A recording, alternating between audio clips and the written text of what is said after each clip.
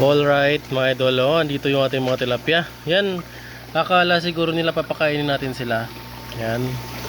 Pero siyempre sige, papakainin natin sila in return dahil huhulihin natin sila mga idol.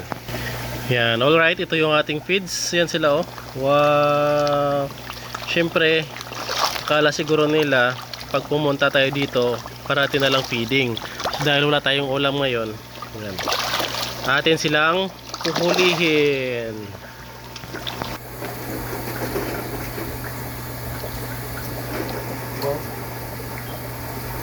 Alright, andito sila nakabang. Akala siguro nila mga idol yan, papakainin pa sila.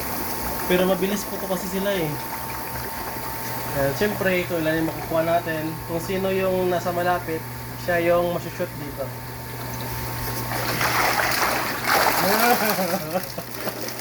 Oh, natalsik yung dalawa.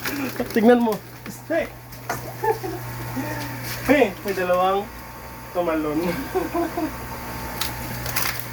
Yan, ito yung ating ulam.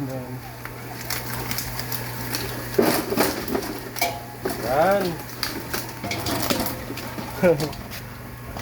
Ilang kilo? From 1 kilo, nagiging 3 kilos. So, 2 kilos yung nakuha nating ulamin. Nagdagan siguro natin para sunod na tayo kukuha.